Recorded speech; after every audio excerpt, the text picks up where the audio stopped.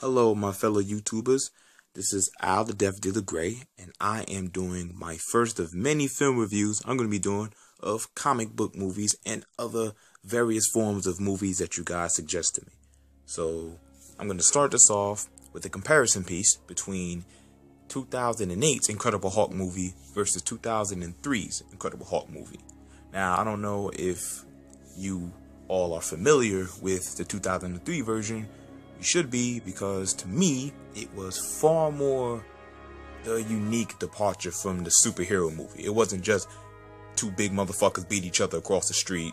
It wasn't the typical Marvel film setup where hero, villain, dilemma, rise up, beat bad guy. You know, it was a bit more, it was far more of a character study and far more psychoanalytical look at the Hulk, which the comic books were from the Peter David writings. So I'm gonna compare the two movies and basically tell you which one I think is better. You know, I have a bias towards the 2003 version because of the storyline. I thought it was far more in depth. I thought it was incredibly, it's far deeper. I thought it was more focused on telling a compelling narrative. You know, it actually wanted us to give a fuck about the Hulk. You know, I mean, I thought Nick Nolte he was menacing in a quiet, subdued way until the end. Then it turned to a fucking cartoon. You know, that shit at the end. It was like, whatever. But I like the references to various other Marvel, comic book villains. Like, he turned into Zax for a second when he had the electricity going through him. Then, he's also the Absorbing Man. That was pretty awesome. Jennifer Connelly, Sam Elliott, Eric Bana. They all did great in the movie. I thought the movie was wonderful. It was too fucking long for one, though. That was a problem. It was too long.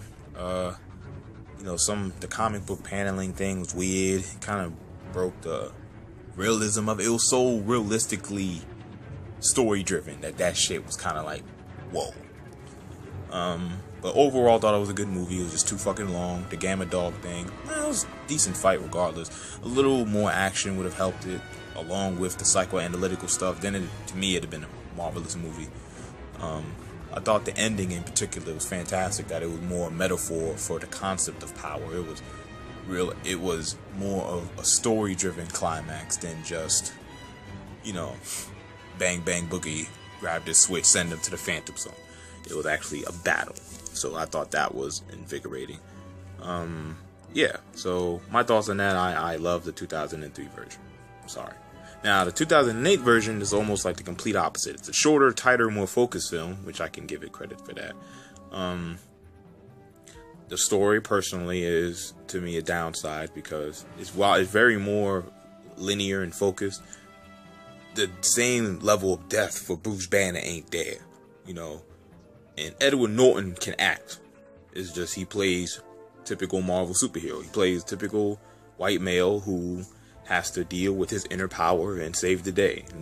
Hulk is not shown as a misguided, almost childlike manifestation of this unstoppable rage. He's shown as a superhero, a super monster, And then, the CGI, in the 2003 version, he looked weightless, but looking at Hulk, he looked like a physical being. He looked dead.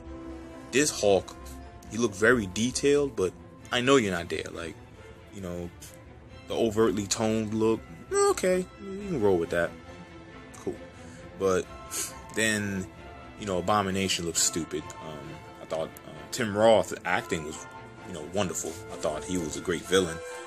The action scenes were cool.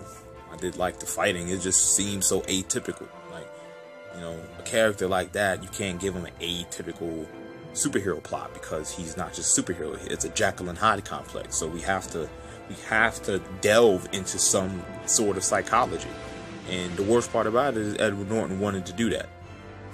That's what kills me the most. He wanted to shoot a movie like that. And unfortunately, it still seemed atypical. So it was pretty atypical to me. I like the fighting. I like the action. I like the tighter direction. I like the more focused storyline. But it was overtly simple. It was cliches. Hurt playing General Ross, I thought, okay, he was competent, but Sam Elliott portrayed a true character, not a caricature. Liv Tyler, she might as well have been generic white woman here.